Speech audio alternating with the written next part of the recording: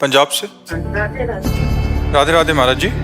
महाराज जी, कर्म फल की प्राप्ति को किस प्रकार समझा जाए? पूर्व जन्म में क्या किया है उसको हमें क्या पता हमने क्या पाप किया है जिसके लिए हमें ये सजा मिल रही है महाराज जी? हाँ, अगर इसका ज्ञान भगवान दे देते तो चैन से जी नहीं पाते।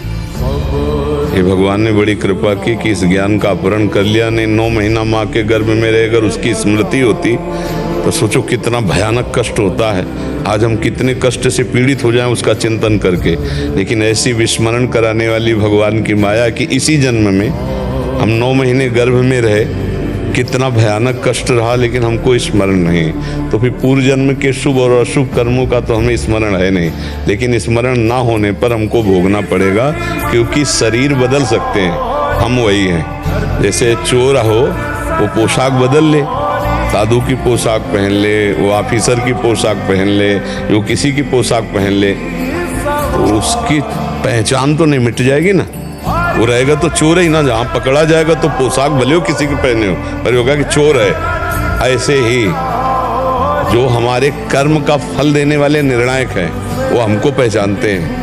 हमारी पोशाकें अलग अलग हो सकती हैं, कभी मिस्त्री बने, कभी पुरुष बने, कभी सुअर बने, कभी कुत्ता बने। पोशाकें 84 लाख योनियां, ये पोशाक। लेकिन पहनने वाला जो है वो जो कर्ता भाव से कर्म किया है, शुभ या अशुभ, अवश्य में भोक्तव्यम कृतम कर्म शुभाशुभम, वो शुभ अशुभ कर्म भोगना पड़ेगा। हमको पता हो या ना पता हो, वो हमारा ही कर्म है जो हमको आके दुख देगा। अब हमको क्या करना है? अब हमें पीछे की बातें सब जो भूले हुए हमको उनको याद नहीं करना है। हमको एक ऐसे कर्म का अनुष्ठान करना जिसे पूरे कर्म नष्ट हो जाए। वो है भगवान का नाम, भगवान की आराधना, वह भगवान की भक्ति या शुद्ध ज्ञान। इसी के द्वारा, चाहे ज्ञान योग से, चाहे कर्म योग से, चाहे भक्ति योग से, हम संचित कर्मों को भस्म कर दें, क्रियमाण को निष्फल कर दें और प्रारब्ध को भोग लें। जो हमारा शरीर बनाने के समय प्रारब्ध रखा गया, इस वर्ष में ये होगा, इतने साल में ये होगा, उसको हम भोग लें। उसको नहीं मिटाया जा सकता, उसको भोगना पड़ता है, बड़े बड़े संतों को भोगना पड़ता है। तो प्रारब्ध को भोग ले, संचित को भस्म कर दें भजन के प्रभाव से, और क्रियमाण जो आगे कर्म होने वाले बहुत सावधानी पूर्वक करें और भगवान को अर्पित कर दें, तो वो फलदाता नहीं होंगे, हम बंधेंगे नहीं, तो ही हमारा मोक्ष या कल्याण हो सकता है। अगर हम इस चिंतन में फंसे कि हमने तो याद नहीं हमने कौन सा कर्म किया, तो याद करने की आपकी क्षमता खो चुकी है।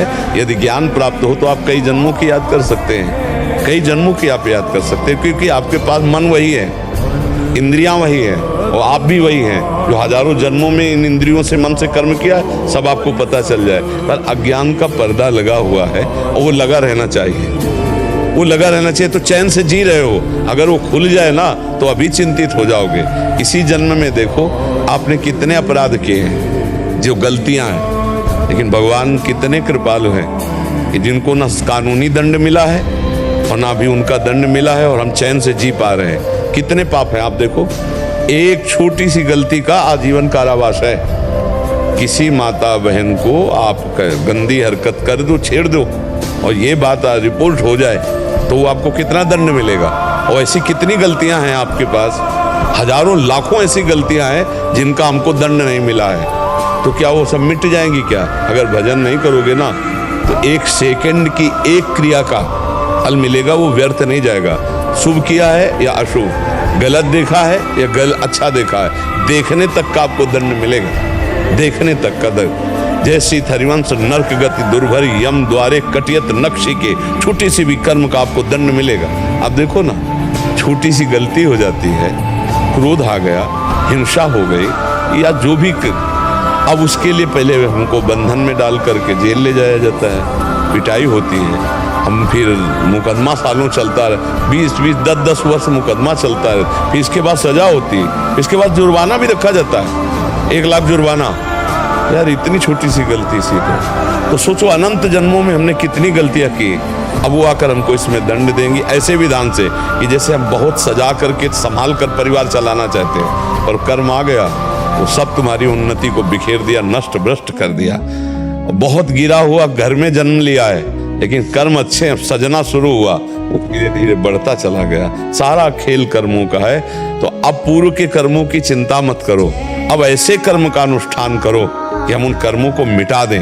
वो है भगवान का भजन, वो है सद आचरण, वो है परोपकार, दूसरों का उपकार करना, वो है भगवान की आराधना।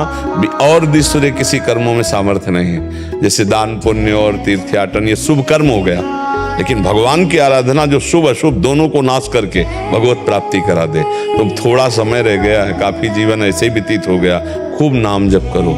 अब इतना बुद्धि में ज्ञान नहीं रह गया कि हम वेदांत दर्शन के अनुसार ब्रह्म बोध करें, आत्मबोध करें, तो बस नाम जप करो। नाम लेत भव सिंधु सुखाही, करो विचार सुजन मन माहे। कलयुग केवल नाम आधारा, सुमिर सुमिर नर उतरे पार। इसलिए राम कृष्ण हरि जो नाम प्रिय हो, जैसे अपने वृंदावन वासी राधा राधा राधा खूब निरंतर जपो।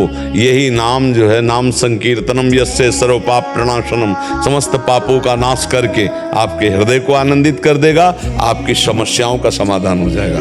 आप बाहर से समस्या रहित होना और अंदर से समस्या रहित होना चाहते तो नाम जप कीजिए, नाम कीर्तन कीजिए, भगवान की कथा सुनिए, भगवान की कथा गाइए, स्वयं गाइए, नाम कीर्तन स्वयं कीजिए, और बन जाए तो दूसरों का उपकार कर दीजिए। मन वचन कर्म से किसी को दुख ना पहुंचाइए, मुक्त हो जाओगे, आनंदित हो जाओगे। अब दूसरों को दुख देकर जो सुखी होना चाहते हैं, पापाचरण जो करते हैं, वो कभी स्वप्न में सुखी नहीं हो सकते। स्वप्न में भी भयावह आएगा, स्वप्न में भी भय आएगा, और जागृत में चिंता शोक भय अशांति ये तो घेरे ही रहेगी। अगर इससे निपटना है तो एक बार कमर कस के भगवान का भजन करना होगा। बिना भगवान का भजन किए हमें शांति नहीं मिलने वाली, हम दुखों से निपटने वाले नहीं।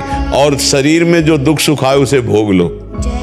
जो बड़े बड़े अवतारी पुरुषों को भोगना पड़ा है, औरों की तो बात जले, जो बड़े बड़े अवतारी पुरुषों को भोगना पड़ा है, बड़े बड़े सिद्धों को भोगना पड़ा है। इसलिए नाम जप करो, पूर्व संचित कर्मों को भस्म करने के लिए, अच्छे कर्म करो भगवान की प्राप्ति के लिए, और जो परिस्थिति आवे उसे भगवान का प्रसाद समझकर सह लो, तो जीवन मुक्त हो जाओगे। सही बात यह है।